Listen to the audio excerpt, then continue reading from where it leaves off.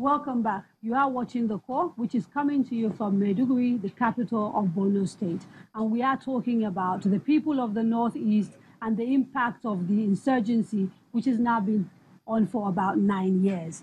Now you can join the conversation on our social media handles, Twitter at Channels TV or at Kadria Ahmed. On YouTube is at Channels Web. Please use the hashtag NGTheCore. You can also follow us on Facebook at Channels Forum. Now, it's very easy for people like me who are journalists to sort of fly into a place, talk to a few people, and delude ourselves into thinking we understand, the situation with people. So we have local journalists who've sort of very vast in this conflict because they've been reporting for about 9 years. And I'd like to get a few of them involved in this conversation, perhaps starting with some of the most controversial issues when you talk to people about displaced populations, the issue of abuse and by caregivers, as well as allegations of abuse by the army. What is your experience in sort of covering this conflict? What have you seen? What have people told you? My name is Ismail Alfa. Please, you can sit down. You don't have to stand up. My name is Ismail Alfa Ibrahim. I write for Associated Press AP. I've been on ground right from the onset, and what we get from most of the victims are that sometimes if they open up, stigmatization is one thing, and secondly, in most cases where you try to get them to open up.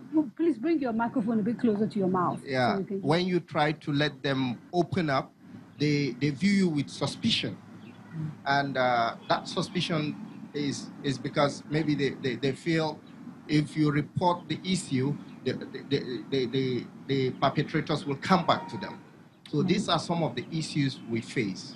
So are you saying that there are indications of impunity where people are actually doing things and getting away with it and nobody's getting punished? And so people fear the backlash of reporting crimes? Yeah, that was at the initial stage. Right. But in recent time, they have picked up and they are opening up, telling us their own side of the story. And in other cases... So what are they telling you? I'm interested in hearing the specifics. Well, what they tell us is that, is it in the camp or is it when they came out of their affected places, or...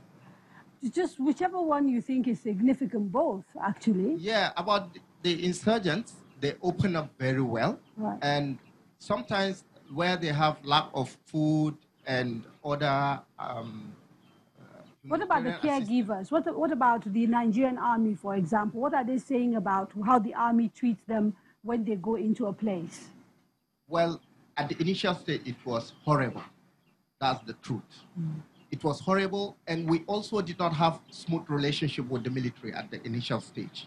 We were seen differently from the purpose for what we went to get the information on. Okay. And in recent time, in the last few years, we've had a very, very understanding military-civil relationship. Okay, let me bring in the Brigadier General here. So I know the report issued by Amnesty International has been totally dismissed, by the Nigerian military.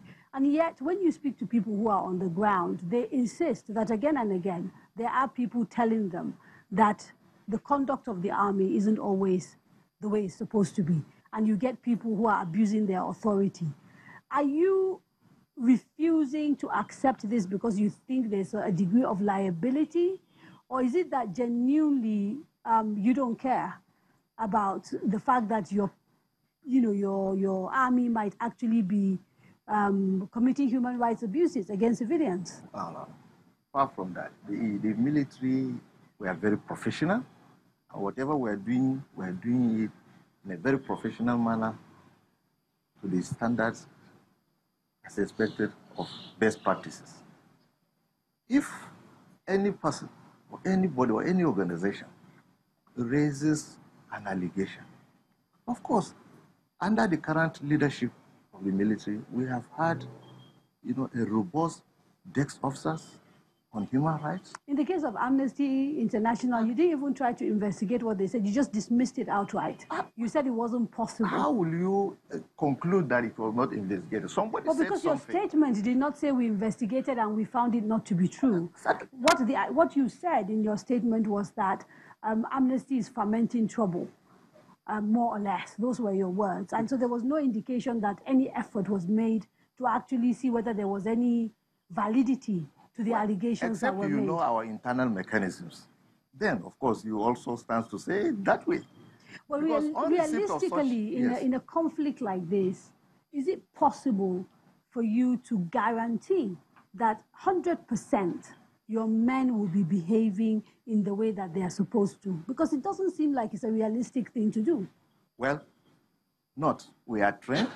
We are expected to operate based on our training as very professional people. Yes, there could be one or two challenges here and there.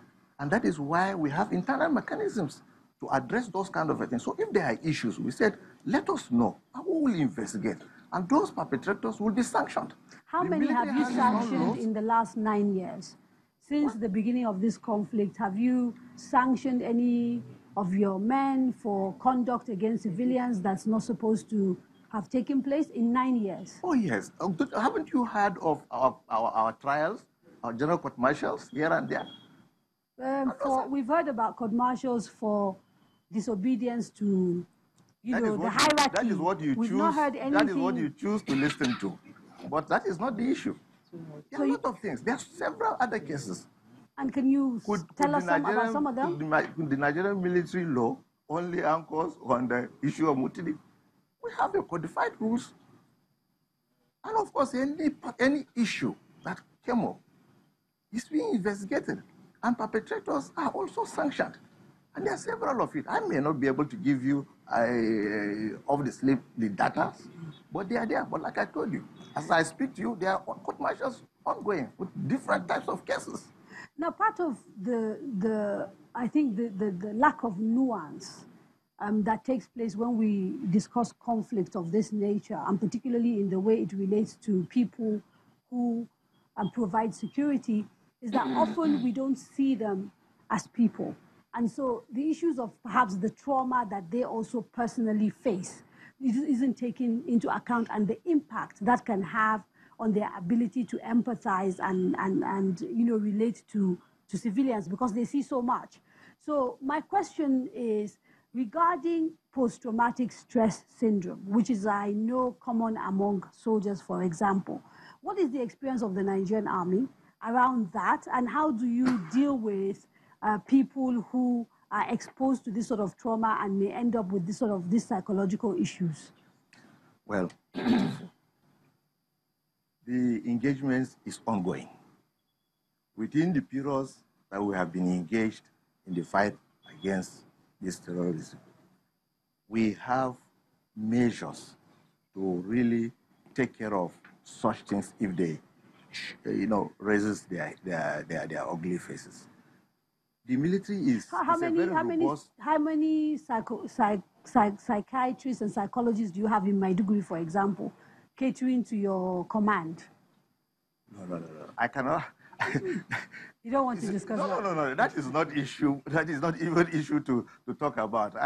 As if we're just expecting psychiatry issues here and there. Like I said, because we care about the people who are protecting us, yes. And we know that the standard globally is that these are issues, and the army that does well is the army that gets ahead of these issues and plans for them and makes sure that when they occur... The military has systems in place to tackle these issues. It is also a recognition of the fact that it can occur.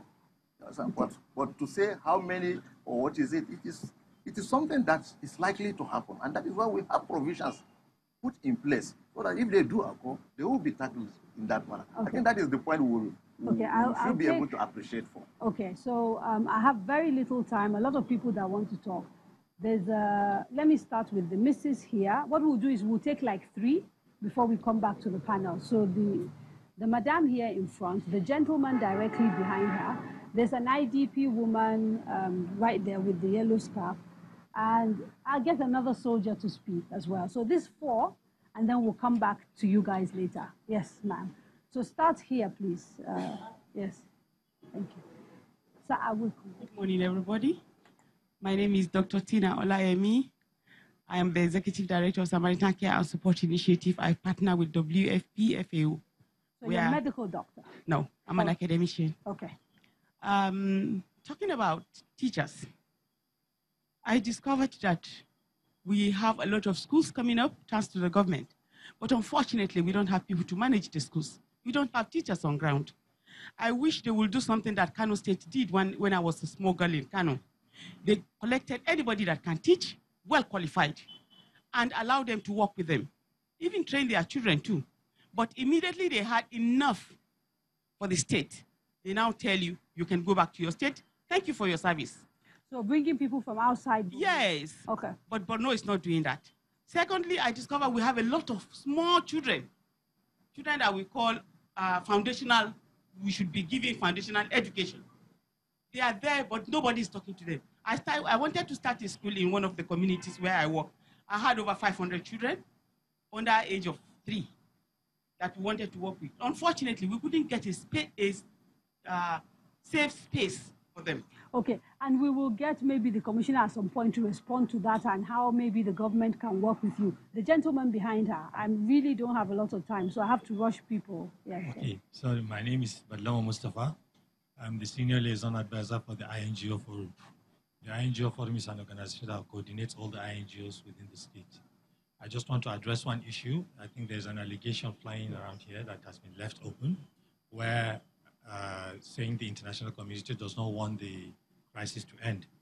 Well, it wasn't that. That wasn't what was said. What was said was that the donors, for some reason, do not want people to return to their communities. Exactly. Yes. So I want to address that. It's actually not the donors, it's the international community, the organizations that are working within the state that want that to not to happen. Why we are saying that is that presently we're in a humanitarian crisis. We're about to go into stabilization and a little bit of development. But what is happening is that if you carry people back to communities where we think are not very secure, you are creating another new humanitarian crisis. It will prolong the issue. So that is one of the issues. Secondly, we also think that if you take people back to those communities, these people should be able to bring back their lives into stabilization so that they can recover economically. But what's happening is that we are taking them from a camp back to another camp, except in the new system where you take them back to their houses. But once you do that, you are not allowed to farm in those areas. Right. You are also going to stay in camps. And the garrison, that is the military that has done the trenches, you are not allowed to go beyond those trenches to farm. So we believe if you take these people back to those communities that are already garrison towns that look like a little bit of ordinary prison, the people will also be in another emergency. Okay. So we are moving to... Very important point, and I think I'll get back to Malam Tumsa to tell us a little bit more maybe about what he knows on that. Yeah. There's a gentleman in uniform over there. Yes. I'm Colonel Kingsley Samuel, the Deputy Director, Army Population 7 Division. I just want to lend my voice a little bit to my General Officer Commanding. You talked about it, we've been talking about the issue of human rights abuse. Yes, we know in every society, no society devoid of crime, and we have check mechanisms. Channels are here seated, the journalists are here seated.